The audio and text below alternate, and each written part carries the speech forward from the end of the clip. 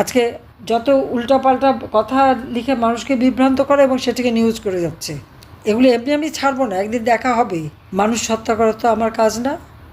তাই যদি হতো তো আমার বাবা মা ভাইদের যারা হত্যা করেছে তাদেরকে আমি বিচার করতাম না, তাদেরকে খুন করতাম। আমি তো তা করিনি। সাধারণ আর 10টা মানুষ তার আপনজন হারালে যেরকম বিচার পায় ঠিক সেইভাবেই বিচার করেছি। হাজার হাজার পুলিশকে হত্যা করেছে, লাশ গুম করেছে, পা বেঁধে ঝুলিয়ে রেখেছে। আর পুলিশকে হত্যা করবে, আওয়ামী লীগ নেতাকর্মী হত্যা করবে, পা বেঁধে ঝুলিয়ে রাখবে, আর তাদের উদ্ধার করতে যাবে না। আর উদ্ধার করতে গেলে যদি কিছু হয় তার জন্য দায়ী কে? যারা উদ্ধার করতে যায় বা যারা নিজেদের আত্মরক্ষা করতে চায় তারা তো দায়ী না। যারা আক্রমণকারী বা যারা নির্যাতনকারী তারাই দায়ী। কিন্তু আমাদের দেশে হচ্ছে উল্টো ঘটনা। যারা আক্রমণ করে, নির্যাতন করে, তাদের কিছু বলা হয় না। নির্যাতিতদের নিয়ে জেলে ঢোকানো হয়, মামলা দেওয়া হয়, তাদের উপর অত্যাচার করে, আর মারা গেলে তো লাশ ঝুলে পচে পচে যাবে, সেইভাবেই তাদের রাখা হয়। ক্ষমতা আসার পর থেকেই মনে হচ্ছে আওয়ামী লীগ সবচেয়ে বড় শত্রু। কেন আওয়ামী লীগ হবে? আর আমার নামে নানা রকম মিথ্যা বয়ান দিয়ে যাচ্ছে। আজকে দেখলাম কি চিফ প্রসিকিউটর নানা কথা বলেছে, সম্পূর্ণ ভুয়া মিথ্যা কথা। আমার উপর নাকি সেনাবাহিনী এসে চাপ দিয়েছে যেন পদত্যাগ করি। সেনাবাহিনী তো সে কথা কখনো বলেনি আমাকে, কেন বলতে যাবে? বা আমার উপরে কেউ কোনো চাপ দেয়নি। আমরা নাকি ছাত্র হত্যা করেছি। আমি চ্যালেঞ্জ দিচ্ছি, যে সমস্ত অভিযোগ এনেছে সব মিথ্যা, ভুয়া। আজকে যদি ছাত্ররা আন্দোলন করলে তাদেরকে উৎখাত করতে হলো বা তাদের কিছু করতে হতো, তাহলে 7ই জুলাই যখন ছাত্ররা আন্দোলন করতে শুরু করলো, 14ই জুলাই পর্যন্ত তারা নীরবে আন্দোলন করেছে, তাদের বিরুদ্ধে কোনো ব্যবস্থা তো নেওয়া হয়নি। এই 7 জুলাই থেকে 14 জুলাই এই 10টা দিন তারা যখন আন্দোলন করে তাদেরকে একটা টোকাও পড়তে দেয়নি।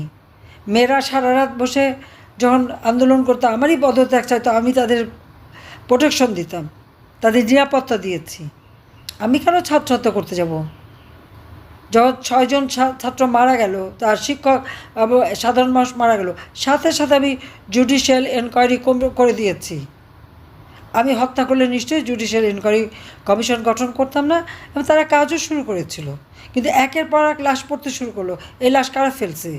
এই লাশ ফেলছে ইউনূস নিজে। তার কারণ তার মেটিকুলাস ডিজাইনের অংশ। আর আরেকজন লাশের ব্যাপারে পরামর্শ দিয়েছিল, ছিল তারেক জিয়া। লাশ পেল, সরকার পড়ে যাবে।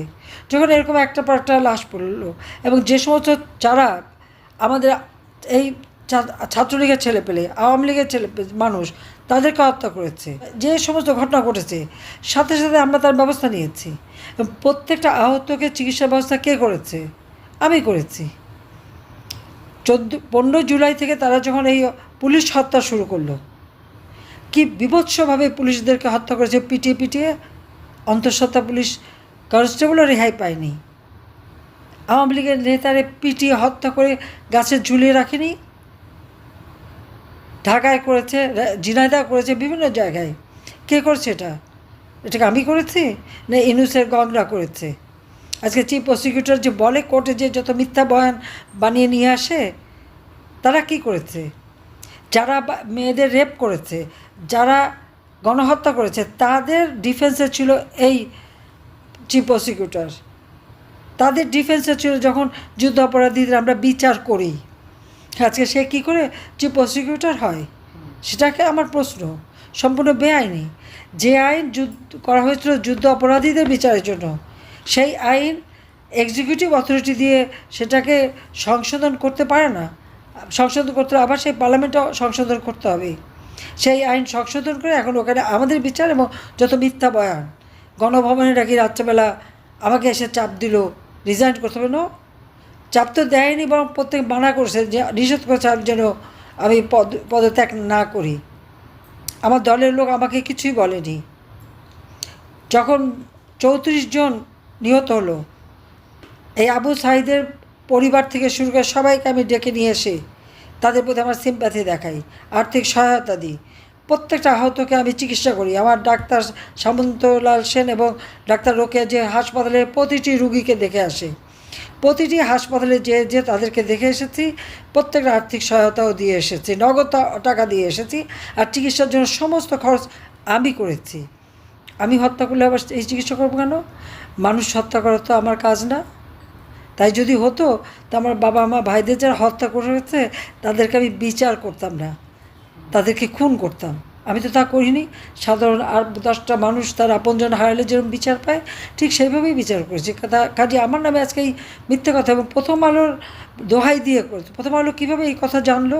প্রথম আলো তো গণভবনে ঢুকতে পারতো না।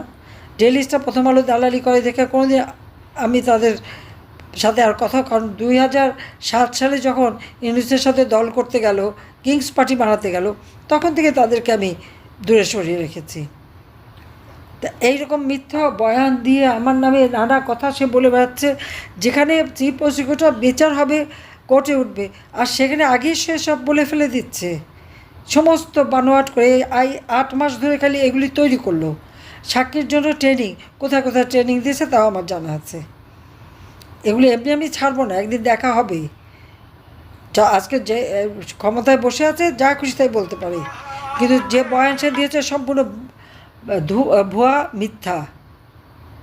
কারণ আমি সেদিনও প্রতিদিন রাত্রে মিটিং করেছি সকলের সাথে, প্রত্যেকের সাথে আমার মিটিং হয়েছে যে কীভাবে এদের বিরত করবো। এদের যদি আমাকে উৎখাত করতে হলো ছাত্রদের, তো 7 তারিখে যখন বসে তখন 8 তারিখেই তো যেমন ইউনুস করতেছে। এখন একজন আন্দোলন করতে গেলেই টিয়ার গ্যাস মারে, গরম পানি মারে, সাউন্ড গ্রেনেড মারে, গুলি করে, 2-4টা লাশ ফেলে আন্দোলন ঠান্ডা করে দিচ্ছে। আমরা তাই করতাম, আমরা তো তা করি নাই। উল্টো আরও আমি আইজিপি আমাদের পুলিশ কমিশনারকে বলছি ছাত্রদের গায়ে যেন কোনো কিছু না লাগে, ওরা আন্দোলন করতে দাও। আমরা তো দিনের পর দিন আন্দোলন করেছি আইয়ুব খানের বিরুদ্ধে, এআই খানের বিরুদ্ধে, জিয়ার বিরুদ্ধে, এরশাদের বিরুদ্ধে, খালেদা জিয়ার বিরুদ্ধে দিনের পর দিন আইন করে আমরা আন্দোলন করেই তো দেশে গণতন্ত্র ফিরে এনেছি। আর এই ছাত্ররা যখন আন্দোলন করেছে তখনও তো তাদের সাথে আলোচনা হয়েছে, তাদের বাবা মা এসেছে, মুচলেখা দিয়েছে, তারা আর কিছু করবে না বলে কথা দিয়ে গেছে, যেই আবার বেইমানি করেছে অমনি 1 দফা দাবি, সমস্ত দাবি মেনে নেওয়ার পরে আমরা তাদের থেকে উৎখাত করতে যাইনি।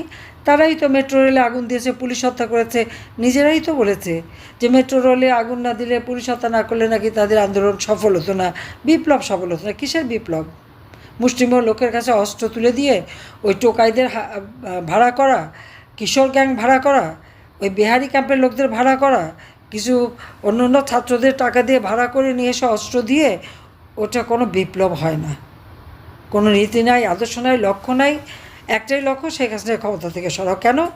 দেশ বিক্রি করতে পারছে না, বঙ্গোপসাগরের অধিকার কাউকে দিচ্ছি না, আবার পার্বত্য চট্টগ্রামের অংশ, কক্সবাজার অংশ কারো হাতে তুলে দিচ্ছি না। এটাই তো আমার অপরাধ ছিল। এটা তো আজকে স্পষ্ট হয়ে গেছে।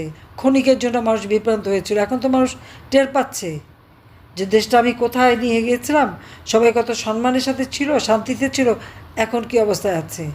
আর চিফ প্রসিকিউটর বলে সে নিজেই তো অপরাধী, তারই তো বিচার হবে, কারণ সে তো ঘোরতর অন্যায় এবং অনিয়ম করে যাচ্ছে।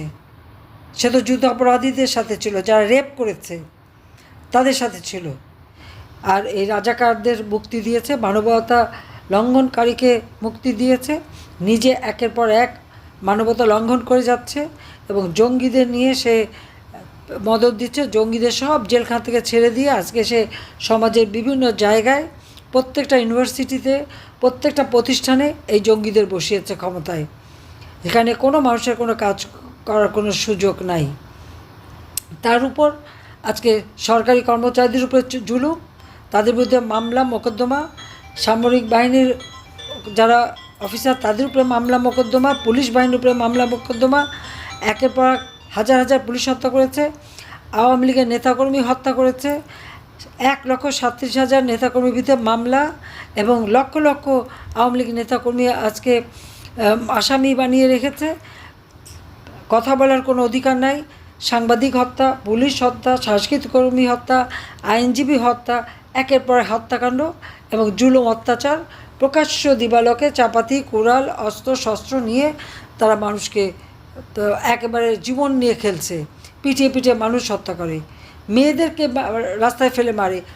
15ই জুলাই থেকে যে সমস্ত হত্যাকাণ্ড ঘটেছে সেগুলো তো আমরা ঘটাইনি, যারা ঘটিয়েছে তাদেরকে ইউনূস সাহেব ইনডেমনিটি দিয়েছে। ইনডেমনিটি দেওয়ার অর্থটা হলো দায় মুক্তি। দায় মুক্তি দেওয়ার অর্থ হলো যে অপরাধগুলি তারা করেছে, আওয়ামী লীগ করেনি, পুলিশ করেনি, নেভি আর্মি কেউ করেনি, কিন্তু প্রত্যেকের নিজের জীবন বাঁচানোর অধিকার আছে। পুলিশের উপরে হামলা হলে পুলিশ বসে বসে দেখবে? কই, যারা এই হামলা করেছে, যারা মেরেছে, পা বেঁধে ঝুলিয়েছে, পিটিয়ে পিটিয়ে মেরেছে, তাদেরও তো ছবি আছে। সেই ছবি থেকে তো আজ পর্যন্ত কোনো আসামি ধরেনি। কেন ধরেনি? তাদের দায় মুক্তি দিয়েছে। অর্থাৎ পুলিশ হত্যা বিচার হবে না, আওয়ামী লীগ নেতাকর্মী হত্যা বিচার হবে না, নারী হত্যার বিচার হবে না, শিশু হত্যার বিচার হবে না, শিশুদেরকে রেপ করা হচ্ছে, নারীদেরকে রেপ করা হচ্ছে, তার কোনো বিচার হবে না। খুব ভালো বিচার হবে আমাদের, শুধু আওয়ামী লীগের। কারণ আমরা স্বাধীনতা এনেছি, দারিদ্র্য বিমোচন করেছি, মাথাপিছু আয় বাড়িয়েছি, মানুষের জীবনে শান্তি দিয়েছি, মানুষের জীবনে নিরাপত্তা দিয়েছি। এই তো বড় অপরাধ। স্বাধীনতা সার্বভৌমত্ব বিক্রি করিনি। আর ইংরেজ তো বিক্রি করার উপরে এক পায়ে দাঁড়িয়ে আছে। কিছুতে আমাদের দেশে কোনো জিনিস বিক্রি, 1 ইঞ্চি মাটি বিক্রি করতে পারবে না। তার জন্য প্রত্যেকে রুখে দাঁড়াতে হবে। আর এই রাজাকারদের রাজত্ব চলবে না। এটা স্বাধীন বাংলাদেশ, লাখো শহীদের রক্তের সাথে বেইমানি করেছে এই বেইমানি নিউজ। কাজে এর বিরুদ্ধে সর্বতভাবে সবাইকে নামতে হবে, সেই আহ্বান আমি জানাচ্ছি। ইনশাআল্লাহ জনতার জয় হবেই হবে। জয় বাংলা, জয় বঙ্গবন্ধু, বাংলাদেশ চিরজীবী হোক।